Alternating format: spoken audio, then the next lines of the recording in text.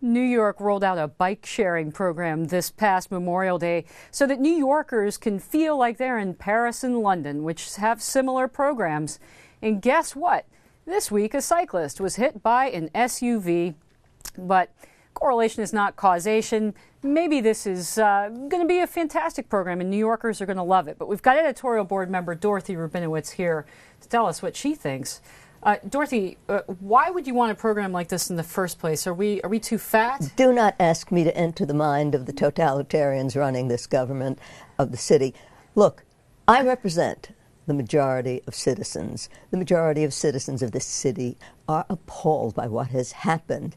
And I would like to say to people who don't live in New York that this means something much more than the specifics of this dreadful program. It means envision what happens when you get a government that is run by an autocratic mayor or other leader, and a government before which you are helpless. We now look at a city whose best neighborhoods are absolutely, begrimed is the word, by these blazing blue CitiBike bikes, all of the finest, most picturesque parts of the city.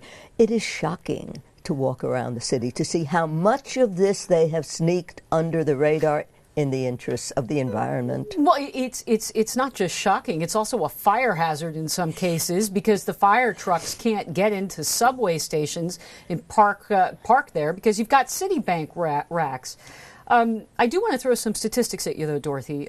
City Journal's Nicole Galinas came out with a piece. She said, for almost 4 years, no pedestrians have died underneath a bike in New York, but 597 have been hit with cars and trucks. Yes. So is there a chance that the danger is overblown? Oh, well, look, before this, it was dangerous. Before this, every citizen knew, who's in any way sentient, that the most important danger in the city is not the yellow cabs. It is the bicyclists who veer in and out of the sidewalk, empowered by the city administration with the idea that they are privileged because they are helping, they are part of all of the good, forward-looking things. In the meantime, I invite the mayor and his ideology-maddened traffic commissioner, Janat Sadiq Khan, to stand on Lower Fifth Avenue and to see exactly what happens every day. There is nobody who doesn't blow by every traffic light.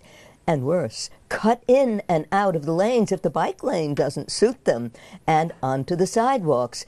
Now, we have a mayor who is a practiced denier. It is part of his makeup. You tell this mayor, well, there are people sleeping on the subways and urinating, and the mayor says, Don't give me anecdotal Well, stuff. I don't think Michael Bloomberg goes into the subways. I don't expect to see him on a I want him to leave CitiBike. one of his 14 residences, or maybe he has 5, and go and stand in the streets of New York. Now, I have to say this. If you get into a taxi now, you'll see in your face signs saying, be very careful. This is directed at the driver. If you open the door, you could hit a bicyclist. Where is the parallel warning to people saying, if you are a cyclist, you are required to, the rules of the road are yours. You're required not to go on the sidewalk. None of this takes place, Mary. Well, Dorothy, I think you'd have to have that in 100 languages, because I think it's tourists are going to get on these bikes as well. Know nothing. Looking up at the bright lights in Times Square. Who are wavering in the streets. They don't know the rules of the road. If the mayor had had any guts, he would have undertaken a study and say, what do we think of the citizens of the city of this? But he knew that they were against it. The bike lobby is an all-powerful enterprise. But even without it, when you have this ideology, this forward-lookingness, the mayor's stamp on this city, which he intends to leave, is permanent unless some enterprising new mayor undertakes to redig all of the streets and preserve our traffic patterns. And this is a serious matter. The fact that a city is helpless before the driven personal and ideological passions of its leader in the interests, allegedly, of the good of the city. This can take many forms, but we have seen the most dramatic exposition of this in our city. With the latest example being the bike share program. New York is not London or Paris. Or Amsterdam. Or Amsterdam, and we're going to keep a close eye on it.